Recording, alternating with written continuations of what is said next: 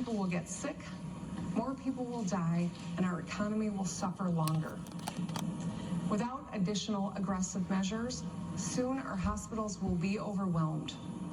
And we currently don't even have enough beds, masks, gowns, and ventilators. But if we all do our part and simply stay home, we have a shot at helping our healthcare system meet our needs. Because this disease can't spread person to person if we're not out there. So we work together and we take this seriously, we can slow the spread of COVID-19. But right now, too many people are still out and about unnecessarily. So we must do more.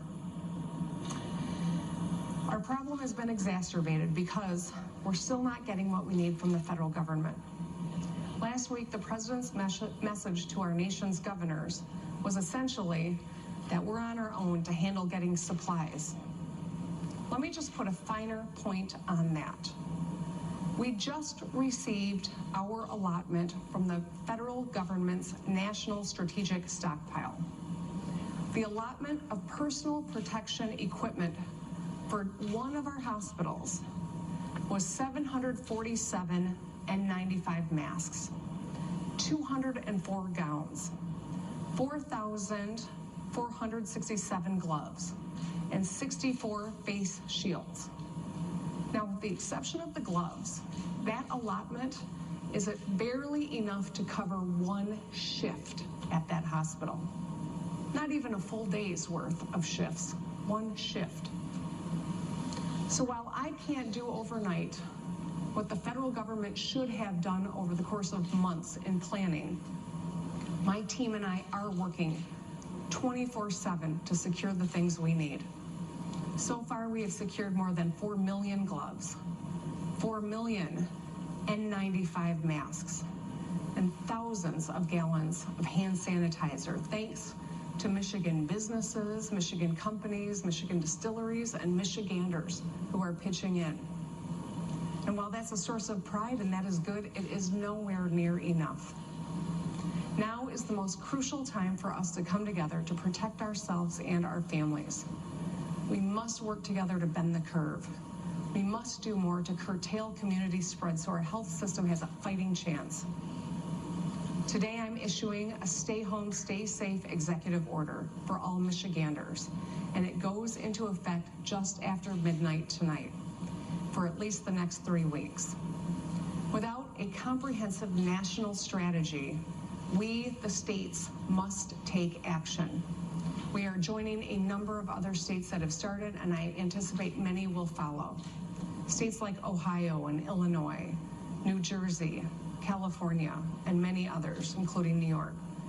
We are doing this because it is absolutely necessary to protect the health of our people. The goal here is simple: stay home, stay safe, save lives. This will be temporary. This intervention is important to buy time so we can create surge capacity in our hospitals, so we can ramp up testing and develop therapeutic drugs that may lower hospitalization and fatality rates. Please know that even with today's action, the number of cases will go up yet today, tomorrow, in the days ahead. It will take some time for us to impact this. We will be continually evaluating the data, the science, the impact on our health. It is going to take greater testing. We've made strides, but we must do more so we can understand what the challenge is that we are confronting, so we can draw conclusions based on data. It's been observed, if it were possible to wave a magic wand and make all Americans freeze in place for 14 days, 6 feet away from one another, the whole epidemic would sputter to a halt. It's on all of us to do our part. Our ability to safely lift this order will depend on factors like data on COVID-19 infections and the disease's rate of spread, depend on whether sufficient medical personnel, hospital beds, and equipment exist to meet anticipated medical need, and the state's capacity to test for COVID-19 cases and isolate infected people. I want you to know I didn't make this decision lightly. I've consulted with medical experts from across the country and right here at home, from University of Michigan to Penn to Johns Hopkins to Harvard. Dr. Khaldun and all of these experts recommended today's action, and it is clear this is what we can and must do to protect ourselves. We will all have to make significant sacrifices. By taking this action, we protect our public health and ultimately the hardship on our economy. This is the time we must come together as Michiganders. If we stay home except for essential work and essential needs, we can each be a part of making the difference here. During this time, critical services will remain open. Businesses and operations that do work that sustains or protects life can continue to perform that work in person. But in doing that critical work, they must take aggressive steps to minimize the spread of COVID-19 as much as possible. Your grocery stores will be open. I have checked on our whole supply chain for food, and it will be accessible. Do not panic, do not hoard. These services will remain open. Your pharmacy will too, so you can get your prescriptions. Your banks and credit unions. You can fill your car with gas. You can find the full list of critical services that will remain open at michigan.gov/coronavirus. Remember, you can go outside, get some fresh air, walk your dog. Just be smart about it and maintain that 6-foot difference between you and anyone else. And one more thing on the topic of school closures. This order means that our schools will remain closed at least through April 13th. I will have more to say on this subject soon. Now, I know this is hard. I know this is going to be disruptive, and it's certainly going to be hard on our economy as well. But our action will save lives. In the long run, doing this now shortens the time our economy suffers. When we look back at this, we've got to be able to say we did everything we could. On a personal note, I know that the lack of control can be disorienting. So I urge you to focus on what you can control. This crisis can take a toll on our mental health. Check in with family. Call your loved ones. Go for a walk. Read those books on your list, or even go outside and put your holiday lights back up. We must keep our wits about us. That means all of us. Be sensitive to how our kids are feeling. They are not immune from the stress that is going on in this environment. Check in with them and help them understand and give them the reassurance they need. Young people, I'm talking to you now. You're not immune from this. You can get this virus. And in fact, 40% of the hospitalizations and positive cases are among people 20 to 49. You can carry this without even knowing it and be unknowingly exposing others to it. If you don't take this order seriously, we will have to observe these situations longer than we need to. So, to everyone, please be smart, follow the order. Think about the daughter who has asthma, or the grandpa that has COPD, or the sister who has MS. For the countless healthcare workers who are putting their health at risk to keep all of us cared for. And do it for yourself. We're working to prepare for the long-term economic challenges of this crisis. They will be immense. From unemployment to helping our businesses get back up on their feet. Coming back will take time, and it won't be easy. We're working with the business community to help Michigan businesses and employers weather this unprecedented crisis. And we will keep working around the clock to keep Michiganders safe. Please continue to do your part. Stay home. Wash your hands frequently. Avoid touching your face. Cover your mouth with your elbow or your arm. Stand 6 feet apart from one another.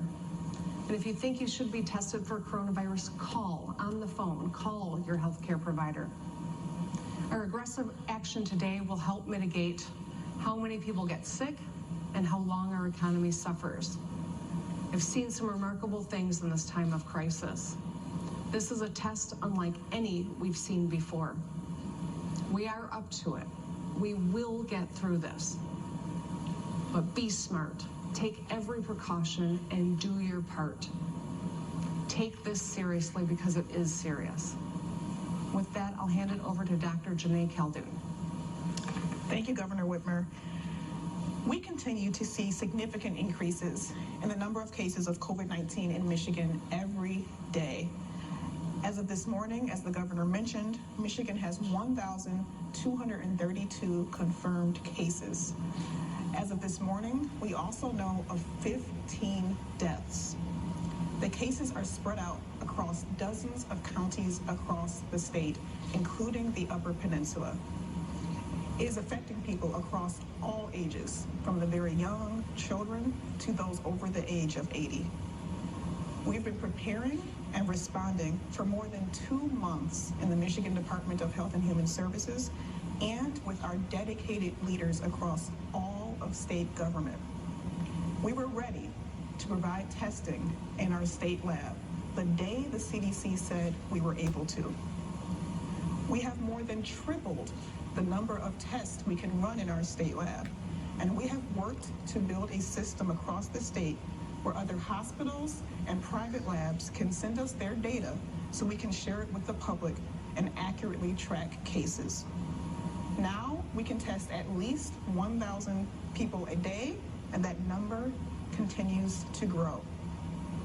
We are also working diligently to make sure we can improve our reporting infrastructure so that everyone can get an accurate picture of the number of negative tests that are being completed in the state.